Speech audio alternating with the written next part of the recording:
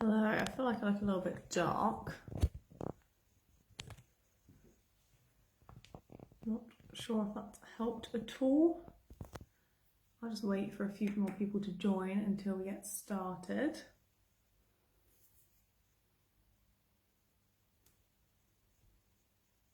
Oh, there we go. That's a little bit brighter.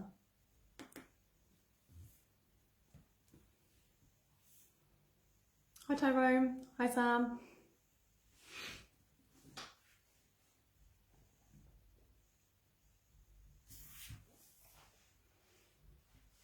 We'll just wait for a couple more people and then we will get started.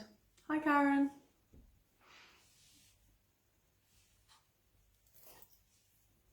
Oh, hi Catherine. Perfect, so if anyone else wants to join us, they can. But today we are talking about rotator cuff related shoulder pain. So this is more of an overarching term than it is a specific diagnosis. So if myself as a physio or any of my staff members are to say to you, oh, we think you've got rotator cuff related shoulder pain, to us, that means that it could be a rotator cuff tear, it could be a rotator cuff tendinopathy, it could be a subacromial impingement. So it's a few different things that it could be. It could also be related to the bursa that are in your shoulder as well. So we'll talk about what a few of those things are as well. So Nat did a live a few weeks back on shoulder pain, and he did quite a lot on the anatomy in that. So I'll just do a quick whiz through. If you want a bit more information, then you can always watch his live as well. So at the shoulder, we have got 3 joints. We've got our sternoclavicular, which sits here. We've got our AC joint, acromioclavicular, which is more on the tip of our shoulder. And then we've got our glenohumeral joint. And that's our main kind of shoulder joint, where we've got our glenoid fossa that sits here. We've got our humerus, so our kind of upper arm bone that sits nicely in the socket. And our shoulder is a ball and socket joint, our glenohumeral joint is.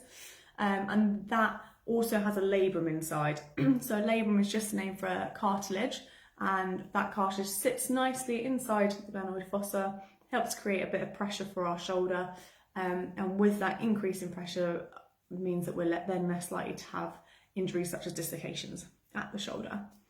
And at our shoulder joint, we have a lot of movement in comparison to our hip joint, which is also ball and socket, but at the expense of stability. So our hip is a super stable joint, our shoulder is not so stable, but we get tons of movement with it. But with that increased movement becomes some problems from time to time. So when we're looking at the musculature around our shoulder, there is of course lots, but sort of focusing mainly on the rotator cuff muscle as we're looking at rotator cuff muscles, as we're looking at rotator cuff related shoulder pain, we have got our supraspinatus, we've got our infraspinatus, our subscapularis, and our teres minor. And they all do slightly different things. So our supraspinatus abducts the arm, so that means it brings the arm away from our body. Our infraspinatus, which kind of sits mainly at the back, quite near our teres minor, that is external rotation, so that's that movement here, or this movement here. And that is the same for our teres minor as well. And then our subscapularis is our main internal rotator at the shoulder. So that does the opposite, coming down like this. But the important thing to note as well with our rotator cuff is that although it's got all of these different movements that it does, all of these muscles come together when we're in certain positions. So for example, if I'm holding my arm out in front of me, I'm not necessarily using those rotator cuff muscles in external rotation or abduction or internal rotation, but what I am doing is fixing my arm, and my rotator cuff muscles are responsible for keeping my arm nice and stable in that position. So that's why if we've got an issue with one of those muscles or a couple of them, we can then get quite a sore, painful shoulder, and we can feel it in lots of different positions and in different ways. So that is just a little bit about our anatomy. We've also got lots of bursa there as well, and bursa are fluid-filled sacs, and they're there for shock absorption and they're there for protection, but sometimes if there's a bit of inflammation there, then that can lead to a bit of pain and soreness as well. And it's not uncommon for bursa to refer pain as well, so you might sometimes feel it in different areas. So that's a little bit on the anatomy, but looking at rotator cuff related shoulder pain, like I said, it could be tears, it could be tendinopathies. And the important thing to note as well is that some people will have rotator cuff tears but actually not have any symptoms, so they won't be symptomatic. So we're talking about those that, you know, are symptomatic and are feeling it. And the things that you'll often notice with rotator cuff related shoulder pain is that you obviously get pain, and that is in and around the shoulder joint. So sometimes you might think it's like a pinpoint spot, sometimes it might be more behind the back, sometimes it might be all the way down. So a lot of people will come to me like, oh, I've got arm pain, and they sort of have pain here. They don't really see it as being shoulder pain, but actually it is. It's like referring from the shoulder down the arm, which is not uncommon at all. It's quite common to have problems when you're sleeping as well. Often it will be painful when you're sleeping on that side, but also if you're sleeping the other side and that arm's coming across, sometimes that can also be quite painful for people as well. And what we'll find sometimes as well is weakness at the area, and weakness can be as a result of the actual muscles being weak, but weakness can also be as a result of there being pain and you then not wanting to move your arm as much, and therefore it kind of comes across as sort of being weaker than you think. And often your pain is worse when your arm is above shoulder height, so in any of these kind of planes you feel it, but if you're maybe typing all day at a desk, often you won't feel it then because your arms are down. So they're the sort of things that you want to be looking out for. Clicking and catching is also quite normal, and it's something that we hear a lot from our patients. You know, my shoulders just started clicking, and that clicking might not be painful. For the patient, they might have pain doing other things, but not necessarily pain when their shoulder is clicking or crunching. But that again is a super common symptom of rotator cuff related shoulder pain, and all of the stuff that we do with you helps to kind of prevent that. So when we're looking at the management, this has changed quite a lot over the years, and that's why I thought it'd be really interesting to do a live on it. So previously, physio may have been suggested at the start, and people might have given it a quick go, but maybe not done too much with it. But surgery was really common in those that had rotator cuff tears, and those that had subacromial impingement as well. And actually now, all of our research indicates that we should not be offering surgery unless it's an absolute last resort. And there was a big systematic review. Systematic review is where they look at lots of different pieces of research and kind of piece it all together to come up with like an overarching statement. That was published in 2020, I believe, in the BJSM, and that said that subacromial decompression, so that is when we say people have got impingement, but in surgery for that should be discouraged because it's no better than placebo or exercise. And obviously surgery carries a lot of risks with it as well. You know, as soon as you're going under a general anaesthetic, there is a risk there. And I think what a lot of people forget is if you're just relying on surgery to fix something, you know, although that structure may be fixed from surgery, that doesn't mean that you don't have to exercise, you don't have to do any rehab. In fact, it's now even more important to exercise and do rehab after you've had your surgery. Otherwise, you're going to potentially have a very stiff, sore, painful arm, and you probably would have been better off not having it. So strengthening is the thing that we mainly look at. But again, looking at the research with this, it's actually showing that although we give you lots of exercises, the strength of the shoulder often doesn't improve, but your pain improves and your function improves, which for a lot of people, that's what they're looking for. And in our clinic, we see a mix of people. We see some people that absolutely love their sport and they're super, super athletic. And we see others that maybe are fairly active, but actually just want to be able to reach into the top shelf of their cupboard without getting pain in their shoulder, be able to do up their bra, be able to wash their hair without any pain. So this is where we have to really individualize our rehab. If someone is not so athletic, then we can look more on the side of, okay, we're going to give you some strengthening exercises. It might not increase the strength loads, but your pain and your function are going to improve, and that's what we want to see, because now you can wash your hair, you can reach up into the cupboards. But with our athletes, we want to get them not just to the point where their pain and their function is better, we also want to get them to the point where their strength is better too. Because particularly with that population, it's obviously super important that they've got fairly even strength both sides, so they then don't get another injury. So that's why it's very important for us to look at that. And another study as well that was quite interesting looking at exercise more looking at dosage. So they had two groups of people, both of them did 35 minutes of exercise a week with their physio, and then one group was asked to do an extra 50 minutes of exercise.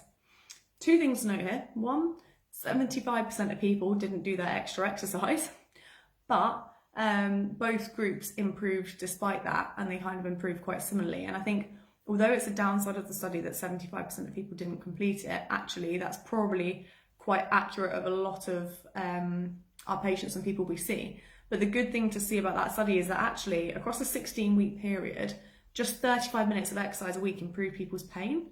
And that's really important to know, that actually it's not something that you need to be spending hours and hours a day doing. And I had a patient call up the other day and who's got a shoulder injury and was saying, I've been really struggling to do my exercises.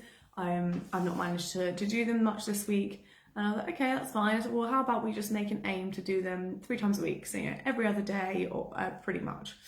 And they're like, oh yeah, I think I can do that. I was like, great, well, try doing that, because often doing something is better than doing nothing. And sometimes we get into this cycle where we haven't done any exercise and we know that we should be doing exercise, but we haven't. And then you kind of keep not doing it. But actually that shows us that even small doses of exercise will have quite a good improvement on your pain as well, which I think is very important for a lot of people to see and feel kind of comfortable with.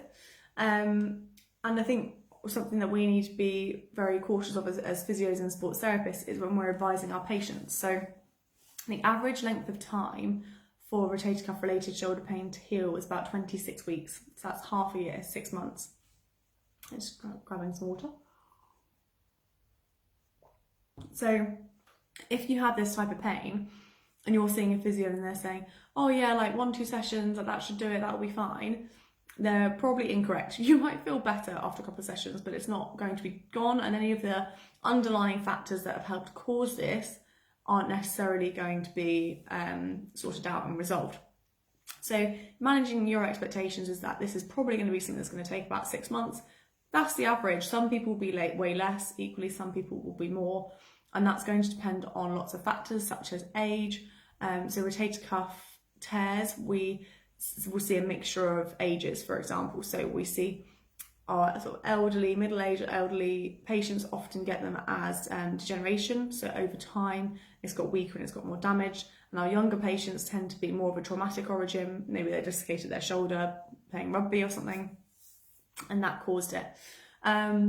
And so, the older you are, generally the slower you're healing, unfortunately. The younger you are, the better you're healing. But equally, rotator cuff related shoulder pain is a spectrum. You might not be too bad, someone else might be really symptomatic, and so again, it's going to take a bit longer. So that's really important to note, is that it might be longer than you think. And then it's also looking at our sort of predisposing factors for this. There is a couple. So one of them is not having loads of movement at our thoracic spine. So in our back, we've got our cervical spine, which sits right at the top, cervical spine. Then we've got our thoracic spine, got our lumbar spine, and our sacral at the bottom. Our thoracic is our middle portion that has 12 vertebrae in it. If we are really stiff and tight through there, maybe you sit at a desk a lot or you sit in a car a lot, then what can happen is we reduce our extension and we also reduce our rotation. And with that can often come shoulder injuries. And I think I mentioned this in one of my other lives as well. So for example, if I've not got good extension, so I'm kind of hunched over and I try and lift my arm up, I don't get that high, versus if my back is good. Obviously that was an extreme example, but you can see what I mean there. So those kind of factors will also play into it as well. So often we will have a look at how good is your mid-back, how good is the strength in that area whilst we're rehabbing you, rather than just looking at the shoulder in case we are potentially missing something.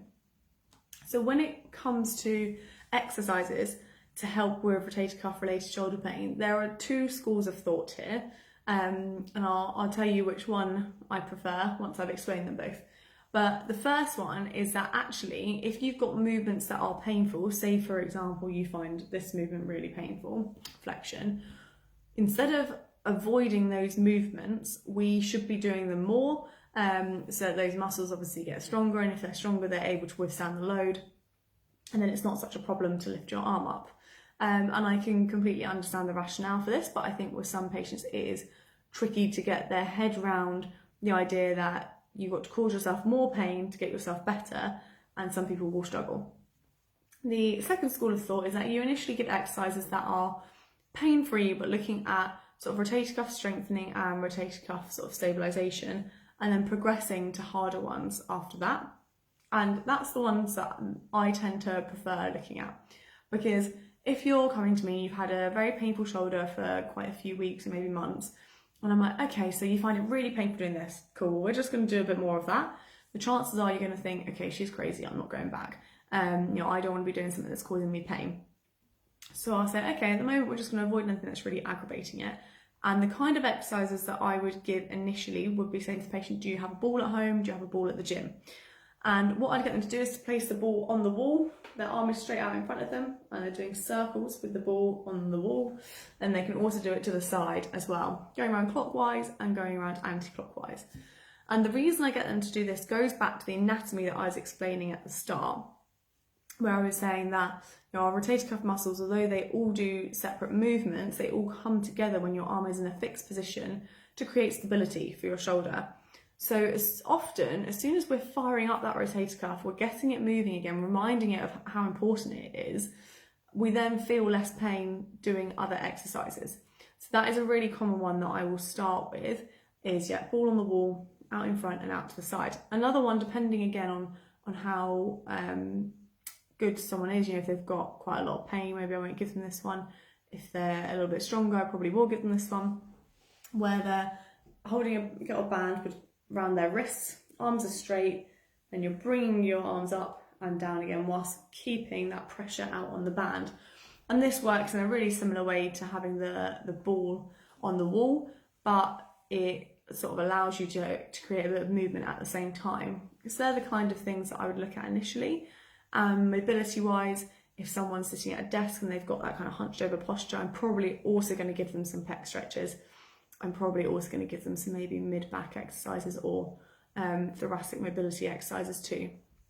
So that's often where I'll start, but you can also, depending on how bad it is, you might look at isometric exercises. So this feeds in really nicely to Jess's live, which sadly she couldn't do last Monday because Facebook went doing no one knew what to do with themselves. WhatsApp, Instagram, Facebook, all gone.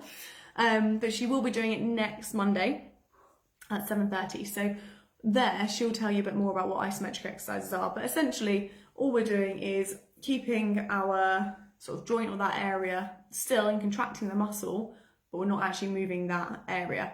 So we might consider giving people some isometric exercises initially. Again, Jess will explain why next week, but they can be really good for pain and improving strength as well. It's often something we start with. So I'll probably give a mixture depending obviously on the person and how bad it is. Once I've got them on board with doing a few of those exercises and pain is starting to improve, their range of motion is improving, then we can look at some exercises that cause them a little bit of discomfort. So with rotator cuff related shoulder pain, where a lot of it actually involves a muscular tendinous junction, that is where the muscle meets the tendon. That is often the weakest part of our muscular kind of unit, because we've got fibres changing from being a tendon to being a muscle, and often that's a weak spot. So often it will involve the tendon or the muscular tendinous junction when we've injured our rotator cuff. And what we know about tendons is that actually we don't mind if there's a little bit of discomfort when you're exercising with them. And by a bit of discomfort, I mean, you can do the exercise and you're aware it's a bit sore, but you're like, oh, it's not too bad. It's manageable. That's the level that you want to be at. But as soon as you're pushing into real pain, that's the level we don't want to be at for any kind of tendon related issues. But often that's going to be physio guided. Your physio might not want you doing anything that's going to cause you any pain. Whereas I know with me, with a lot of my patients who are quite athletic and sporty, I'll say, I don't mind if it causes you a little bit of discomfort as long as it's nothing too much. Because you've got to weigh up. It's really important for us to exercise this area. But if it causes a little bit of discomfort, that's fine. And that's something else that you need to look at is, how much are those exercises aggravating you? So I'll say to my patients, I want you to look out for, is it painful more than it would normally be for over an hour after exercising? And if they say, no, you know, I do the exercise, I'm aware of a bit of discomfort, maybe 3 out of 10, and then I stop and it's fine, I'm really not that worried. But if they're saying to me, oh, it kind of, you know, felt like a 4 or 5 out of 10 at the time, but then afterwards it was really painful for 2 days, you know, we've really pushed it too far if that's the case. And also if we have quite a bit of soreness the next day in the arm, then again, that could be a way that you know that you've pushed your exercises a bit too much. But after we're out of our initial stage, we're trying to stabilise the rotator cuff, we're trying to get a bit of strength there, and we're maybe done some isometrics as well. Then we start to look at some more complex stuff, and we start to add a few more weights into the mix if that's something that the patient wants to get back to doing as well, which a lot of our patients do. And that's when we'll kind of, you know, pick the exercises a bit more specifically on what they need. If I'm ever giving out rotator cuff strengthening exercises, so external or internal rotation, I nearly always get my patients laying on their side to do this. And the reason for that is you kind of eliminate gravity slightly more when you're on your side versus when you're standing up.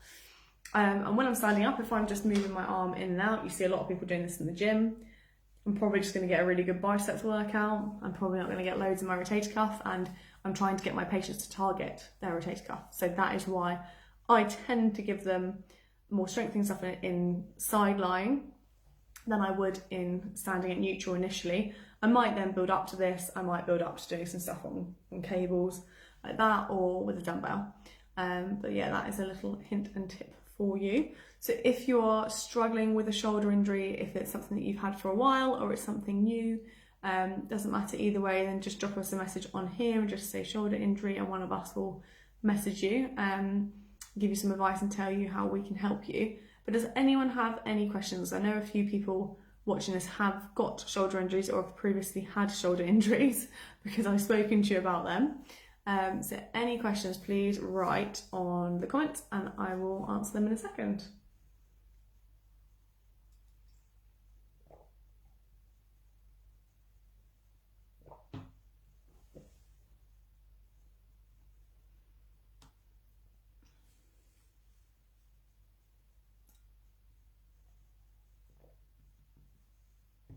Perfect. Don't think anyone's got any questions, but sometimes you don't think of them at the time. So if you happen to remember some afterwards that you have, then just drop me a message and I will be sure to get back to you. But thank you very much for joining tonight. Hopefully you found it informative and helpful for anyone with rotator cuff related shoulder pain. And any feedback, just let me know. Thank you very much. Have a lovely evening.